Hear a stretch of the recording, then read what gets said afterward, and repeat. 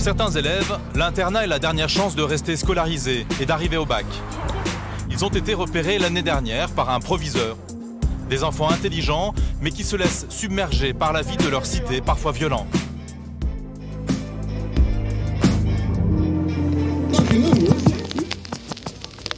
Ah, l'internat.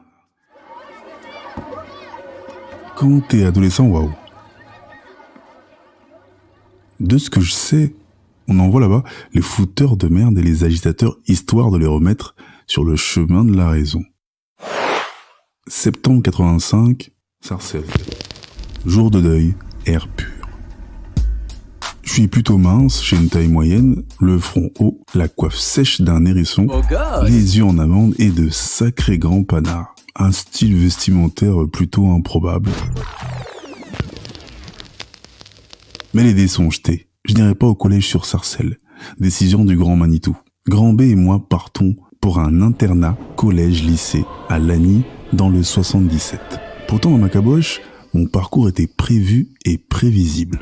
Poursuivre mon épopée avec mon équipe, peu importe les épreuves. D'abord le collège Évariste Galois, puis le lycée Jean-Jacques Rousseau et direction la fac de Bobigny ou de Saint-Denis. C'était presque écrit dans les astres, mais bon, on encaisse et on avance. Frangin et moi, on est plutôt des élèves corrects, alors on se demande pourquoi. Très simple. Affectation en juin dernier au collège Chantraine. Pour mon daron, hors de question. Donc sans plus attendre, direction la Seine-et-Marne. L'histoire suit son cours. Lundi de la rentrée, allez, gare du Nord, puis gare de l'Est et enfin Lagny-sur-Marne. C'est un train gris à vapeur. La gare est aussi grande qu'un bistrot.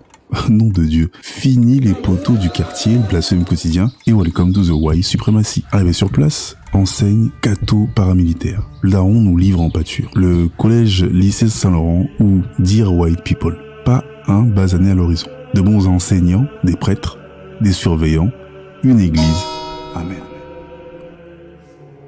Et moi, je pleure à chaudes larmes. Je claque du fessier et je revis le parcours de mes vieux à leur arrivée en France. Et je me ferme telle une huître. En plus, on est interne. Donc départ de Sarcelles les lundis matins, 6h, et retour à la maison les vendredis soirs, 19h. C'est parti pour 7 piges de calèche. Semaine 1. Mes premières heures dans cette prison endoctrinée sont aussi lentes qu'un 110 mètres haie d'octogénaire. J'ai 11 ans. Ma présentation en ma classe est une torture. Mon cerveau est un cimetière, une jonchée d'idées mortes. Les minutes se figent, je me liquéfie, je transpire. La timidité me rend malentendant et presque bègue. Je regarde dans le vide et je suis à la limite de la cécité. Advienne que pourra. Va falloir prendre son mal en patience. Finalement, au bout d'un mois, je change d'avis comme un politicard. Le collège-lycée Saint-Laurent, c'est aussi balèze que South Fork. Il y a des terrains de basket, de foot, de hand et même une espèce de forêt. Elle est immense. C'est le paradis en vrai. Mais en fait, c'est une disquette qui cache la dureté de l'enseignement et de la discipline. Le bouquet final, il y a que des hommes.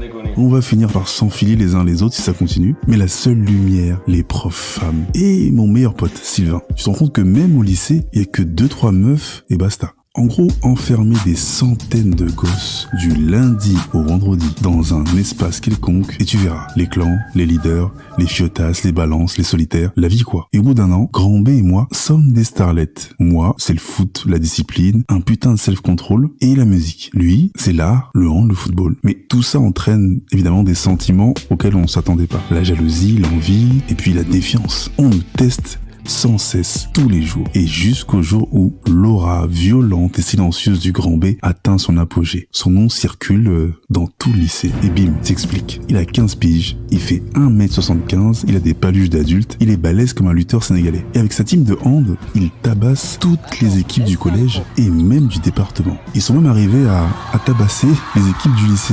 Et un jour, une poigne du lycée le teste. Les potes de mon frangin tremblent, et puis là, coup de pression, palabre. Et cette enflure est en première. Mon frère n'est qu'en 4e. Ils se font face. Le Gus a le même gabarit que lui. Il l'insulte et Grand B fait un pas en arrière. Le man fonce sur lui et mon frère lui colle un direct du droit en pleine tempe. Boum, KO. Les jeux sont faits. Et des mecs viennent me chercher en courant. Moi, j'étais sur le terrain de foot et je finis mon match en 2-2. Je cours comme un ouf, mais trop tard. Mon frangin me voit arriver au loin et j'aperçois un sourire. Et en m'approchant, je comprends que... Ah ouais, d'accord. Je comprends tout dans son regard. Finalement, on reste 2 ans et demi à Saint-Laurent, au sommet de la chaîne alimentaire.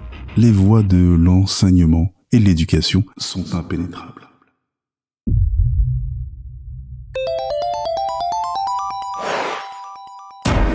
LCDG Prod.